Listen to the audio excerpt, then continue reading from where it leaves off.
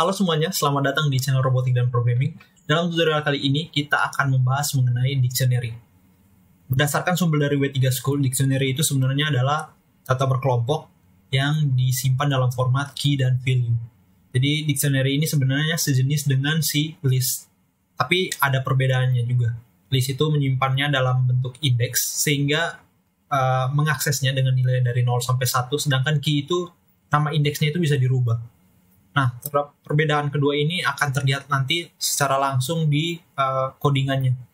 Berikut ini adalah dua kelebihan utama dictionary, yaitu yang pertama, dia bisa mengakses data dengan lebih cepat, dan yang kedua adalah datanya disimpan dengan struktur yang lebih baik, sehingga mempermudah programmer untuk mengakses dictionary dan memanipulasi datanya.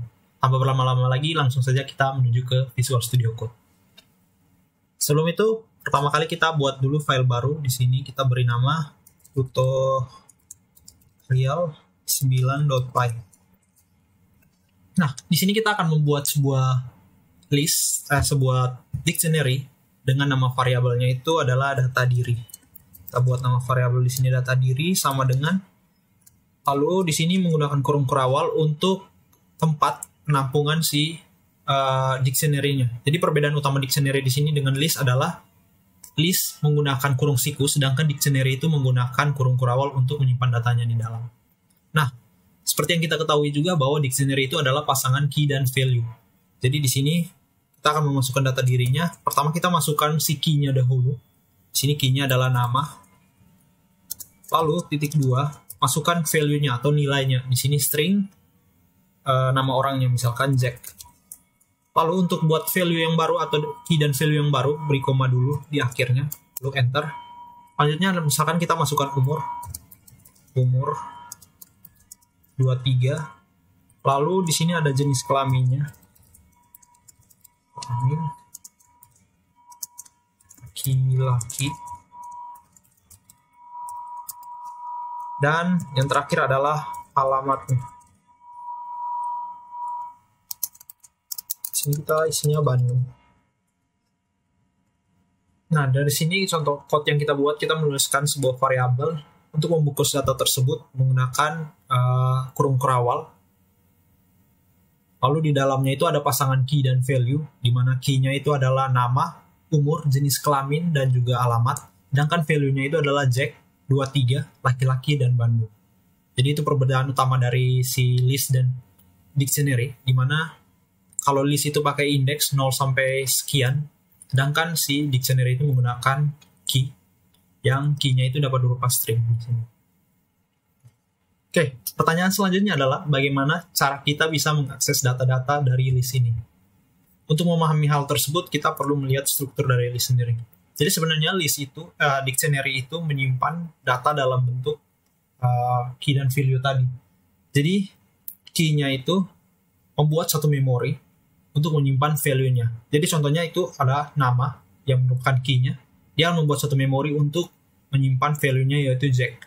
Lalu selanjutnya itu ada key usia. Dia akan membuat suatu memori untuk menyimpan nilai dari usianya yaitu umur 23 tadi. Sehingga untuk mengakses data dari si key-nya atau si namanya atau umur, jenis kelamin, dan alamat dari yaitu Jack, 23, pria, dan Bandung, itu hanya tinggal perlu memanggil nama dari key-nya. Kita langsung contoh saja di Visual Studio Code-nya. Jadi misalkan di sini kita ingin memanggil nama dari variabel data diri tersebut. Tinggal print, lalu panggil nama variabel dari dictionary-nya, lalu pakai kurung siku, lalu beri tanda petik 2. Nah, di sini tinggal panggil nama key-nya yang kita mau ambil value-nya. Misalkan di sini kita mau ambil nama, dimasukin value nama. Lalu tinggal di run. Di sini tinggal Python tutorial9.py. Teman-teman dapat lihatnya di sini bahwa dia berhasil mengeluarkan nama Jack.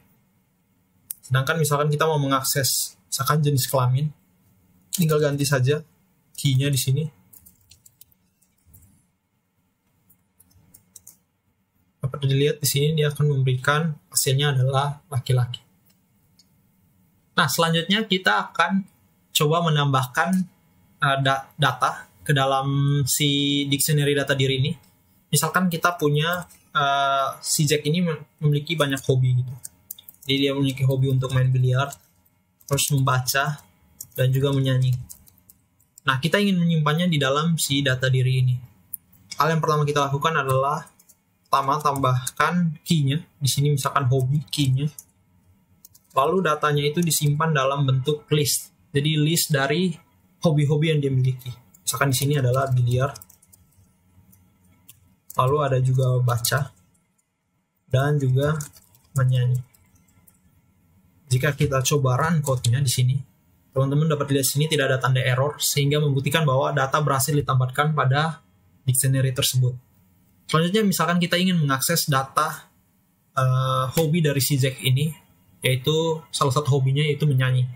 Nah, di sini dapat dilakukan dengan cara print. Pertama ketik data diri, lalu masuk ke key-nya, yaitu hobi, data yang ingin kita akses.